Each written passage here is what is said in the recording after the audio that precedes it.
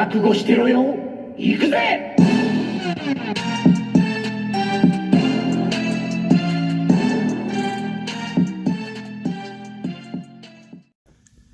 Welcome to Worldbreaker Coo's Reviews. I'm your host, Worldbreaker Coo, and today I'm bringing you my top 10 action figures of 2019 so far. There's a lot of great figures this year so far. Of course, I'm bringing you my top 10 favorite-ish. As you see here, this is a 2-pack, so I count both of these. They both made it as the number 10 on the list. A close runner-up was a Tracer. So she was a great figure, but she just missed it, so she's not in it. But Overwatch has some really good, fantastic designs. I really dig them. And a lot of this list comprises of characters I actually have an attachment to, or just really great, outstanding figures I couldn't put down. These figures are a little bit lower just because of some of the articulation issues, namely the wings falling off, some of the weapons not being able to be held as nice. But the paint apps and, likenesses are really good. So there's number 10. And let's see what else we have on this list. Again, this is my list. If you don't like it, it's okay. And at number 9, we have Lord Zedd himself from the Mighty Morphin Power Rangers Hasbro line. Had to get this guy in here. I just thought when I first saw this, I was like, you know what? I don't really care about Power Rangers except for that first Mighty Morphin crew, but this Zedd is enough to make me go into, I don't know, more into the line. If there's any other characters that just stand out that are villains, given this level of detail, yeah, I'm gonna go for it. I mean, this Zedd looks amazing. Just strictly amazing, I know he's kind of hard to find. I got one of the older versions that has a different color visor, but if you can find this anywhere in Targets, Walmarts, pick him up. This guy's hard to find now, but he is a blast to have. At number 8, we have a figure that I never thought would be here. Didn't even know who this guy was for the longest. Okay, SPD Shadow Ranger. I just flat out had too much fun playing with this guy. Just moving around, different poses, different pictures. think the articulation is just killer. The colors they use, although they didn't, I had to add paint on mine on certain parts, the sword, the helmet, the sides right here, and on the shoulders. It still looks freaking amazing without that paint. So, don't know who this character really is. You guys know from my review, but this figure just kills it. We're gonna have a great the rest of 2019. But man, this figure right here, he may still be on this list. He might even go higher. I have not been able to put this thing down yet. So there's number 8. Now, what's gonna shock you next is actually number 7, and that is the Marvel Legends of Professor X. The reason he's a little bit lower, considering he was higher on the Marvel Legends poll that I have, is he actually fell a little bit. And the reason is it's still a great figure, but the suits are what they are. Professor X looks amazing, but I really don't want to take him out of his chair, and there's only so much movement and things you can really do with them, so that's why he kind of slid down a bit. But he's still an excellent figure, nice little details here and there, but it's not a whole lot. Once I put him on a shelf, there's not a whole bunch I really do with him from there, so that's why he is number 8. Number 8. Still great figure, killer. Pick him up if you can find him. Part of that Riders collection. At number 6, we have Transformers Studios Optimus Prime. I have not even reviewed this guy yet, which is funny because I just don't care to transform him. Then I realized that I'm missing a piece under his foot. I'm not sure if it broke off or if I ever had it, but I hate Studio Transformers transformations. They suck. They're not fun.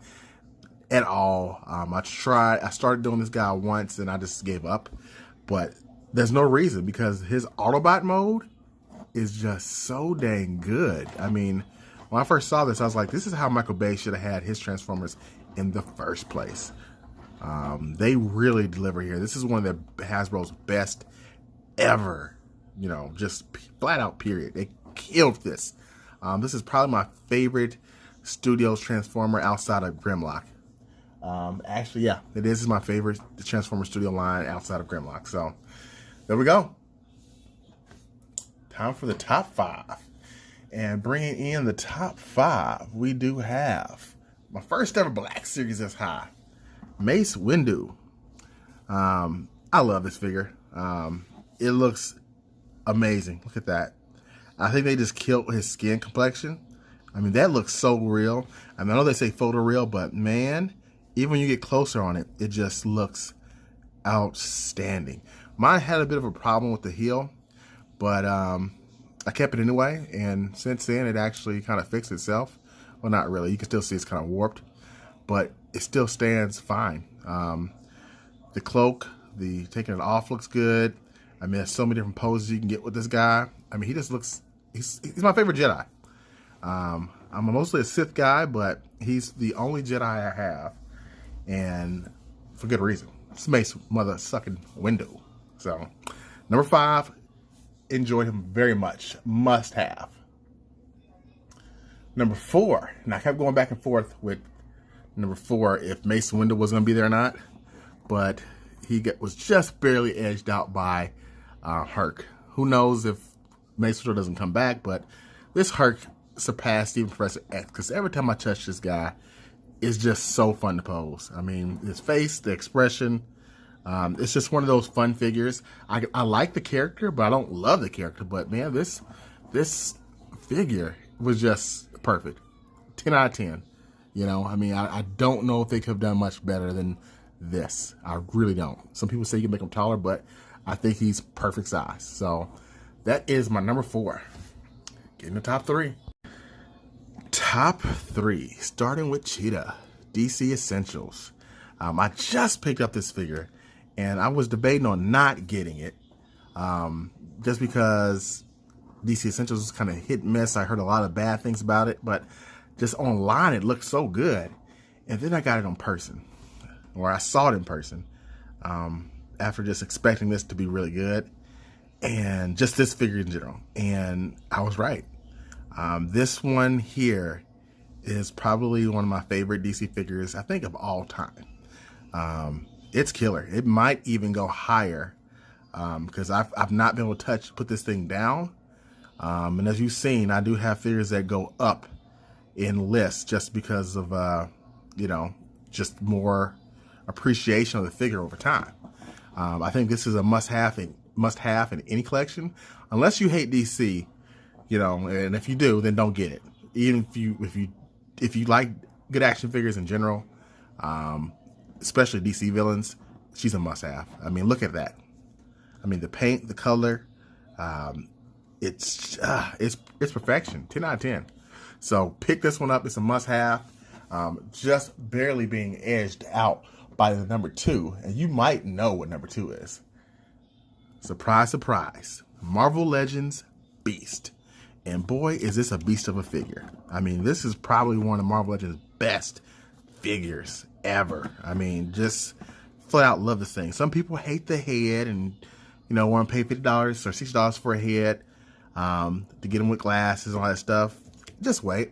They're going to do another one. I mean, they're not going to mess this mode up. They're going to do a Dark Beast or have his head in some other package down the line.